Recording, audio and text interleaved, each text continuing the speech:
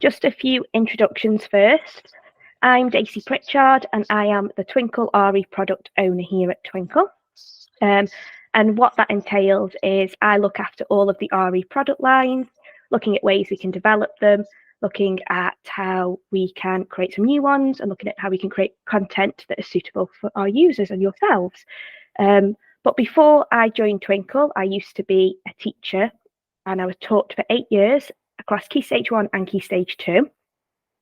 And in that time, I held many roles, including art and design lead, SMSC lead, and assemblies lead, and managed to support the school in getting the silver SMSC quality mark, which is fabulous. And that involved me supporting the RE and PSHE subject leaders too. But my passion for RE didn't come from teaching. It came way before then, when I was at high school, where I learned a lot about religion and then went on to studying it at A level. And before my PGCE, I did a degree in ethics, philosophy and religion at Lancaster University. So I'll now pass on to Jay.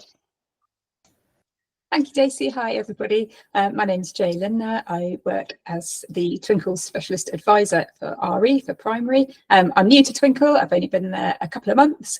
And prior to working at Twinkl, I have been a teacher for the last probably pretty much 20 years, off and on. Taught mostly in Key Stage 2, little bits of Key Stage 1, and I've taught in a number of different schools. I've been RE lead in a couple of schools. I've also worked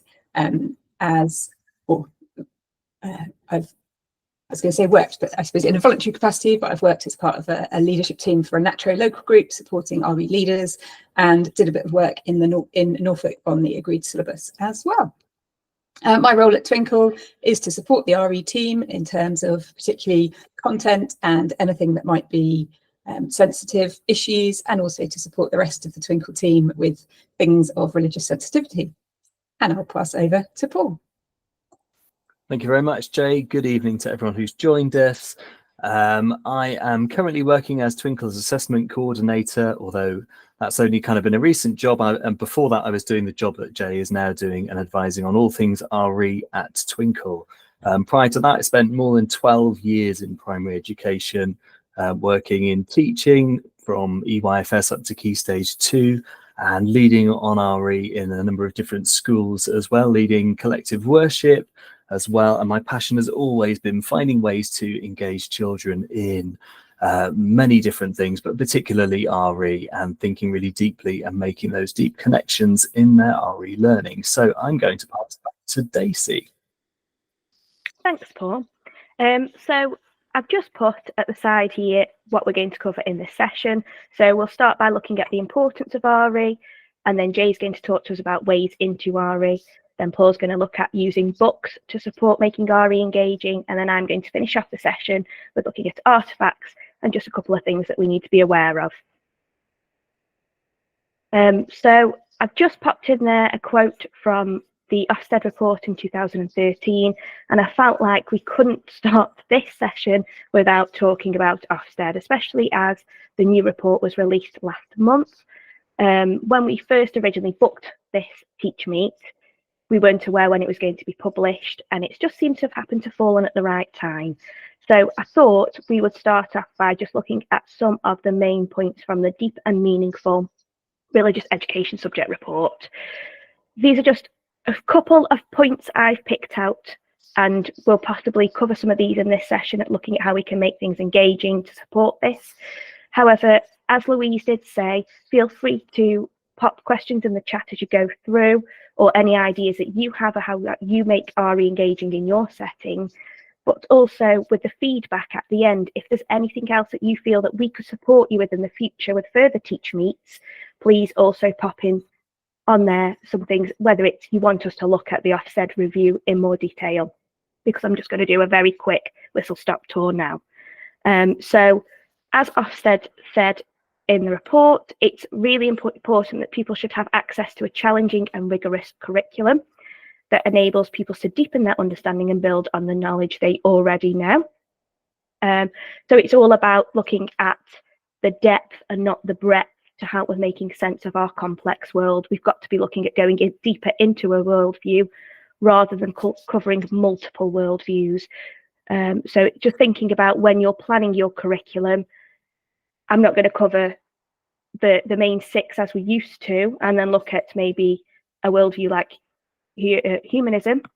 We need to think carefully about, right, so in Key Stage 1, I'm going to look at these 2 religions and worldviews, and we'll build on those. So as they get through Key Stage 1, we'll start with them, and then as we move through Key Stage 2, we can develop and deepen into these religions and worldviews more. RE will help prepare pupils to live in a complex world, and I think that's really, really important, and something that we will bring in throughout the session, making sure that we are looking at not just your local community, looking at the United Kingdom, the world around us, and history and how religion has developed over time as well. Schools should begin to develop assessment methods and provide opportunities to review and build on important knowledge over time. So moving beyond the simple recall of factual information. And this one is a really important one, and this is where we would like to support you more by providing more TeachMeets and giving you more opportunities for CPD within RE. And that's why it's really important, if you wouldn't mind feeding back to us, how we can support you further in the future. And then making sure that you are teaching RE regularly to help children remember more. For those who may not be aware, RE is a statutory subject of the school curriculum in maintained schools. Academies and free schools are contractually required through the terms of their funding to make provision for the teaching of RE as well to all pupils on their school roll. So we recommend that it is taught weekly, again, to help children remember more. And we're going to look at today some ways that we can make children feel engaged in the subject and how we can introduce different topics, again, to make that knowledge sticky. Another quote here from Natre, which I thought was a really nice one. I won't read it to you, but these slides will be sent out to you at the end of today's session, so you can flick through them, and also all of any resources we share or links, they will be clickable links on the PDF that you can access to. So from the report, I just noted down some things that we need to consider. So making sure that your lessons are structured and they also offer a safe place. Time for reflection, discussion and dialogue and debate is important in our RE lessons. So it's important to allow children time to think and develop their own opinions and personal knowledge, and that will help them to become RE literate. And it'll also allow them to begin to see the relationship between what they learn in RE and the relationships in their own lives and people around the world too. Thinking about discussion, looking at questioning and using challenging ones. Again, this is where the importance of CPD comes in for those who feel they aren't confident with RE subject knowledge. It's a good opportunity to look at increasing your subject knowledge, thinking about the questions that we can ask to deepen that understanding within the different religions and worldviews, and potentially the most important one, avoiding any misconceptions as well. So again, we would like to hear what you would like from us. And then the last one is just identify the concepts and content you want the children to learn. I am aware that a lot of you may be following your local SACRE or syllabus, but then there's things that you can do outside of that to help make it engaging for the children. And then that leads nicely onto Jay's slides, where she'll talk about making RE engaging by looking into ways into RE. Thank you, Daisy. Yes, so I've been asked to talk this evening about ways in, most particularly sort of lesson starters. For me, I think the primary aim of what I want to talk about is that RE should be engaging. By this, I mean you want children to be actively involved in your lessons right from the start. Ultimately, RE's are all about people. It should be a vibrant and exciting subject. It's about people. Wouldn't it be great if, well, in my mind, I could talk about RE for hours, but to my mind, it'd be great if RE was the best part of your children's week in school, not something to be dreaded, not something to be just shoehorned into 20 minutes if and when you've got time. It should be something which is a vibrant, engaging subject. And as well as children being actively involved right from the start, and I'll go through a few suggestions of how that could look in a minute, it also needs to be relatable. Obviously, your context will differ a lot. But I was chatting to a friend, I bumped into a friend in the supermarket the other day who's a teacher, and she just said to me, she heard about my new job, and she said, oh, but teaching RE is so hard, because I mean, like, probably 95% of the kids in my class have no idea about RE, about religion, sorry. Most of them don't go to church or any other religious setting. They've got no idea. And it's true, depending on your context, you might be in a situation like we are where I live, where very few of our pupils are actively involved in a religion or religious setting. But 100% of them have a worldview. 100% of them and us have some kind of way that we frame reality. We've all got a set of values. We've all got ways of approaching the big questions, whether or not the children have realised that. They all come from somewhere. They've all got a worldview. And starting from here, I think is the way into making it engaging and relatable. Seeing RE as exploring how people now and in the past have made sense of those big questions, and how the children can make sense of those big questions too. There was some research I was reading from a diocesan RE advisor called Gillian Georgiou. Some of you might have heard of her. And she's just done a piece of research. And in that, she said that that emphasising the personal worldview of the teacher and the pupils made learning more accessible in the classroom. So some ideas for lesson starters. If I can work out how to flick my slides on, there we go. Start with a question. In terms of making it relatable, start with something that the children know about already. You can see in the top corner of my slide there, I've got a slide from our halal food resource. Talk about meals, talk about food, something that most of us would like to talk about, I'm sure. If you could only have one meal for the rest of your life, what would it be? Why? What a great way into talking about food and religious teachings about food. You can have questions. You can have questions for the whole class. You can have questions where it's a think, pair, share. We've got one in the middle about talking to your partner. What does faith mean? The one on the left, questions. What would you rather do? Would you rather do this or would you rather do that? A great link in to starting to think about some of those deeper philosophical questions. What would you rather have? What would you rather do? Which is better? Which is worse? Those sorts of things. And as well as having questions for the whole class or think, pair, share type questions, you can have reflection sessions, I think, or sections. I think quite often we think, okay, we'll have a reflection at the end of a lesson, but you can start with a period of reflection. Give the children something to think about at the beginning before you launch in to what it is that you're going to be talking about. Another way in, if I've moved my slides on, explore with a tour. Visits and visitors are absolutely amazing in terms of bringing RE alive and making it human. But if you can't go on a trip or you can't go to a place of worship, a virtual tour is another way of making RE engaging. I've put on the slide here links to a couple of ones that we have on the Twinkl website, where we've got a tour of a Hindu temple, a tour of a Catholic church, where you can go and have a look around using the Twinkl tour. There's also other online resources that are available. And again, I've put a couple of links there. TrueTube do some brilliant videos about places of worship. And the one in the bottom, the Open University, have got some videos on also on YouTube, but they're 360 videos, which means that whilst you're looking at their place of worship tour, you can click on the screen and you can move around and you can look at 360 degrees inside the place of worship that's on there. So explore with a tour. Another suggestion, they say a picture paints 1,000 words, and we all know that's true. I think pictures can be a really engaging lesson starter, especially if you give them to the children before you've given them any context of what it is that they're looking at, asking them to explore a picture.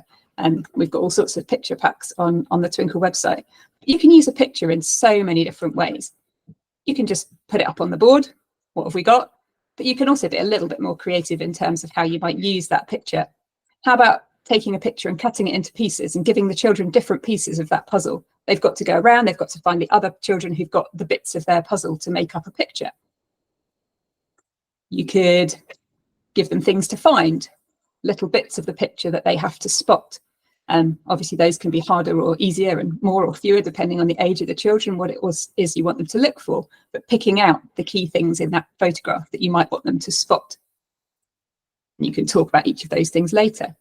You could use a picture. I'm sure many of you have done this in your classroom, where you get split the children into pairs and one child has the picture and the other child can't see it and they have to describe it to one another. what can they see, really encourages children to delve deeply into the picture, and also builds up oracy skills, which is, I'm sure, something that many of your schools are trying to promote. Another thing you can do is give children a viewfinder if you give them a picture. The one that I've got on the screen is a really complex picture with so much going on. But if you give them a piece of paper with just a small hole cut out and encourage them to move that around the picture, move it around their page, they can pick out different bits of that picture that they find interesting, things that they find confusing maybe, or things that they want to look at in more detail. Or another one you can do, put them as a carousel.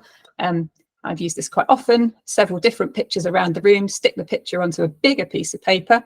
The children move from picture to picture and they write around the edge of that on the bigger piece of paper, things they might have noticed, things, questions they've got, and other children can see what they've written and can respond maybe to the questions, or agree, disagree, challenge what they've said when they've looked at those pictures.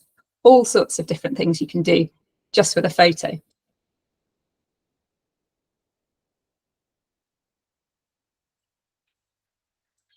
Another possible starter, I put on my notes, especially upper key stage 2, but actually I think you can use this with children of any age. And in fact, the resource that I've linked here is a year 3 resource that we've got about symbols in CKI, is to start with real life research, start with social science data, start with a fact that can be provoking. So for example, 51% of British Sikhs wear only one of the 5 Ks is a fact that I came across in the British Sikh report from 2018. If you've just been teaching a session or a series of lessons all about CKI and you've talked about the 5 Ks, start a lesson, the final lesson maybe of your sequence, with a fact like this. Could generate all sorts of questions.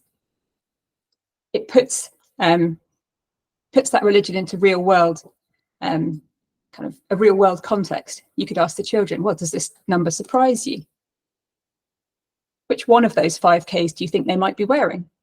Which one's the most likely? How many Sikhs wear all 5? Which one's the least likely to be observed? All sorts of questions that could come out from one fact to promote discussion and promote children really engaging with the knowledge that they're being given, helping us to understand, or helping all of us and the children to understand that the lived reality of the faith that we're discussing. I talked about pictures earlier on, and Daisy's going to talk later on in greater detail about artifacts, but using objects, all sorts of objects, to engage the senses, again, can be a brilliant way in to an RE lesson. A Tibetan singing bowl, stained glass windows, candles, all these sorts of things, but also other things to engage the senses. You could have a whole load of different flowers. I've put a picture of flowers on there. In Hindu Dharma, different Hindu deities have different favorite flowers. You could explore that, explore the properties of those flowers, use that as a way of talking about different Hindu gods. I put a picture also on there of the bitter herbs that might be on the Jewish Seder plate. Yes, trying those sorts of flavors when you're talking about Passover. How does it make the children feel when they're having something that's been dipped in salt water, for example? Obviously, all of these you need to do sensitively and with respect, but it can be a brilliant way to engage children into the fact that religion is alive. It's about people having experiences. It's not just a list of facts to remember or some complex vocabulary. Incense, you can use smells, you can use sounds. You could start the lesson, again, provided it's done respectfully, but with the adhan, the Muslim call for prayer. How does that make the children feel when they're listening to that? All of these sorts of things could engage children at the beginning. And a final suggestion from me, moving, get the kids up and moving with a decision line. One end of the classroom is I strongly agree, one end of the classroom is I strongly disagree. Where do they put themselves on that line, depending on what it is that you're talking about? Or the example that I've put up on here is one that I've done when we were doing a unit all about eternal life, thinking about what does it mean to live after we die. At the time, it was also linked in, we were doing living things, properties of living things in science. So I wanted the kids to explore, well, what does it mean to be alive? We talk about it from a scientific point of view. What does it mean to be alive? But within an RE context, or within a philosophical context, what does it mean to be alive? Which things are alive and not alive? Got the children to vote with their feet as I was calling out different things. whether they thought something was alive or not alive. You can start with really easy ones. A bird, is it alive, not alive? A rock, you, the whiteboard. But then you start getting into slightly more complex ones, like the sun. Some children very disagree whether or not they think that's alive. Fire. Start talking about a tree, and then you say, okay, well, a branch from a tree, is that alive? Or what about if that branch falls down on the ground? It's just fallen off the tree. Is it still alive? At what point does it stop being alive? When you cut some flowers, if you've got flowers in a vase, are they still alive or not? What about a seed? Is that alive or not alive? What about an atom? Is that alive or not? You see where I'm going with this. Something where you're really provoking the children to engage with what they're doing and getting them to think carefully, as well as to be active participants in the lesson. It'd be really great if you want to share in the chat what you might do, some ideas that you can share with each other, other ways that you make RE engaging. But I hope some of the ideas I've given you have been useful and given you food for thought. And I'm going to pass on to Paul to talk about more ways that we can make it engaging through story. Thank you so much, Jay. Amazing there. Actually, I have to say, I'm really, really impressed with all the ideas you've come up with, and I'm kind of wishing I was back in the classroom doing lots of those myself. Certainly, as if you were here at the start, I said I've always wanted to make RE as engaging as I could for all my students. And as Jay said, actually getting them up and about and active from the very start, I think was one way that I tried to make sure that RE was a lesson they always look forward to. I don't know about you. RE was always one of those lessons that came after lunch. So with nice full tummies and exhausted feet, they would turn up feeling a bit tired. So it's nice to have an active way of getting them involved. But after we got them active, I loved using stories. I'm going to click onto the story slide. Hopefully it comes up. And stories, I always found from my experience teaching from EYFS through to Upper Key Stage 2 and leading lots of assembly, stories were an incredibly powerful way of getting through to all my learners. Often my most difficult to engage children would just love sitting there and listening to a story. And I've just popped a couple of quotes on here. One of them says that telling stories is one of the most powerful means to influence, to teach, and to inspire. And certainly that's something I found throughout my career. And I was really fascinated by the second quote that says children learn more effectively when engaged through stories read by the teacher than through doing tasks. And I don't know whether you found this, I certainly did, and it's quite interesting. You kind of wonder why. Well, one of the researchers, Amkin, here in 2016 suggested that learners, or she says people, enter a mild hypnotic state as they listen to a story. And while in that state of relaxation, our brains become flooded with pleasure-promoting hormones, which allows the neurons in our brains to form connections. And I love this little end bit here that says this increases the capacity to learn, and that's where knowledge slips in. So once we've activated our learners, stories are a great way to just let that knowledge of a religion, a concept, just begin to slip in almost unbeknownst to the learners themselves, which I find absolutely fascinating. Now, storytelling is an inclusive practice. This is what I like as well. I was always keen to engage every learner in my classroom. And I don't suppose until I'd kind of done a little bit of research that I realized this, that storytelling is a visual thing, it's an auditory thing, it's a kinesthetics thing. It allows all of our learners to take part. So I love this, that visual learners appreciate the mental pictures, our auditory learners can focus and just listen in on those words and to the storyteller's voice, and our kinesthetic learners remember the emotional connections and feelings from a story. So when you are sharing a story either about a character or one of your religious texts, it's really nice to just spend that time thinking about the different visual elements, the different auditory elements, and the different kinesthetic elements. Certainly if you teach in EYFS, it's quite nice if you want to add some actions into your storytelling as well. That's a great way of engaging your learners. Now, this is one that I definitely see a lot. Stories stick. They're easy to remember. And I think this is worth bearing in mind, that learning that stems from well-told stories is remembered far more accurately and for far longer, and that facts are 20 times more likely to be remembered if they're part of a story. So a lot of our RA lessons will have a sort of learning objective where we're wanting them to identify a particular belief of a religious group or a particular practice. And if we can put that across in a story fashion, actually, it's more likely that that's going to be ingrained and is going to last in the minds of our learners when we come to do, say, a post-unit assessment or another activity in a following year group, thinking back to what they've already found out. Now, stories build really strong foundations, and from recent Ofsted research, they've suggested that in stories where RE is really strong, the learners have been really clued up on what the children in early years needed to know to be ready for the RE curriculum. So perhaps if you're in an RE leadership position, or perhaps if you're higher up in your school, you might want to think with your RE leadership, actually, what is it that children could be starting to engage with in the early years? What stories and what religious ideas could be being fed in at an early stage? So teachers in these schools read the stories from religious traditions in reception years, and actually that allowed them to build on that knowledge as they went throughout the school. I've certainly worked in schools where, having spoken with children in the upper year groups, it would seem that actually they could have done with a little bit more knowledge earlier on about different religions before they began to grapple with some more complex concepts.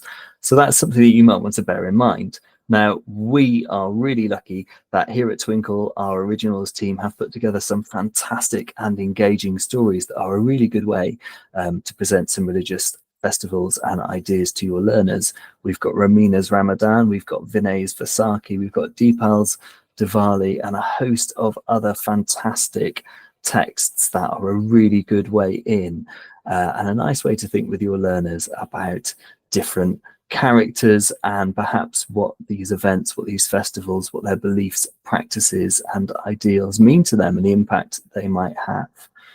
If you want to know a little bit more, we're really lucky that Emma Fitzgerald, our fantastic originals product owner, has put together a blog which is linked here where it says using Twinkl's original books to teach religious education, and I can thoroughly recommend that as a fantastic blog to give you a little bit more insight. So yeah, as I say, getting your learners active is brilliant, and then engaging them in stories and some really deep questioning, as I think Jay was getting back to earlier. I'm going to pass on to Daisy. Thank you very much. Thanks, Paul. Now, I don't know if you all agree, I could listen to you reading me a story all of the time. You've got the perfect voice for it, Paul. So, leading on to artifacts. And artifacts are another fabulous way of making RE engaging. They help, like Jay mentioned earlier, they may help make religion, bring religion to life, should I say, and make it relatable to our children. It supports high quality teaching and learning in RE. And they can be used to support learners in approaching religion and belief in an inquiring and analytical way. So it's also that opportunity again when we can bring in those deeper questions, getting the children in thinking about discussions, thinking about what they're looking at and relating it to the world around them as well. It can also provide sensory, active and memorable aspects of learning. We're all about obviously thinking about the RE Ofsted report, making sure that the knowledge that they're acquiring is going to stick, and this is a good way to bring that in, and it brings religion into the classroom in a way an image or a video can't. So how can you use them to ensure that you are getting the most out of them? So as I've just mentioned, we can use them within discussion, and I've just popped a few questions there that could aid discussion or you could use to start a discussion off. And then that could then lead into some philosophical inquiry and asking those deeper questions and thinking about, should only religious people be allowed to use religious artifacts? Thinking about different worldviews as well and bringing in the opportunity to compare and look at the different worldviews and different religious artifacts within each worldview too. Finally, as well, we can start to make links with the history and geography within those questions as well. So thinking about how old is this artifact? Where did it originate from? Have you seen this artifact in your local area, or if you've visited somewhere, have you seen it somewhere else? Does it look different in a different part of the world? And again, just using that questioning to get that deeper understanding. We can also use artifacts to lead into another particular aspect of a worldview, or we could look at leading it into a different topic. So for example, if you're going to be teaching about celebrations, you're going to look at Hanukkah, you could bring in the Hanukkah, or if you're going to look at Diwali, you can bring in a Diya and start off a lesson by getting the children to investigate that artifact, feel it, have a look at it, obviously making sure that you're aware of the correct ways to handle them and if it is appropriate to handle them. And then getting the children to start questioning. And like Jay said, it's a lovely idea if you don't have the artifacts in school to have pictures or images and then have those stuck on larger pieces of paper so children can begin to describe them and begin to ask their own questions about them too. It's again making it relatable to the children. If you could use items that are special to the children and get them to think about that and the way that they make them feel, again to make them relate back to how the believers feel when they're using the artifacts. That also helps when making comparisons. And as I've said, just allowing time to investigate and explore, which I know due to school budgets or it's really difficult with the amount of artifacts you could collect. Not everybody is going to have the privilege of having everything. There are other things that we could do to support you in teaching about religious artifacts as well. And I'll just move on to the next slide to explain further. So we have PowerPoint presentations and photo packs. So if you only have a small collection of artifacts, you could have a group of children in your classroom looking at those whilst the others are going off and using the resources we have on site to explore further, begin to think about the questions they want to ask. So when they come to looking at the artifacts with the teacher, they can ask those questions and bring up that discussion. And we also have these AR and 3D models, which if you haven't seen yet, because I wasn't aware of them until I joined Twinkl, they're a fabulous tool to use. You can click on them and you're able to move them, you can turn them around, and it is just like having the actual artifact in your classroom, but on the screen too. And they are also, you can also see them on iPads. So if you have iPads in your classroom, then the children can look at them on their iPads as well. There's one other thing I forgot to share about artifacts. Another really good way of looking at artifacts and bringing them into the classroom and making RE engaging is through using people in your local area. So whether it's parents or it's religious leaders or it's just somebody in the community that is happy to come in and share their artifacts and teach the children about the ways in which they use it. And it's again showing that religion is something that is lived all of the time and how people use them in different ways. And that allows the children then to compare and contrast the different ways the same religion might use it within their local community, and then looking at how someone else in a different part of the world might use it as well.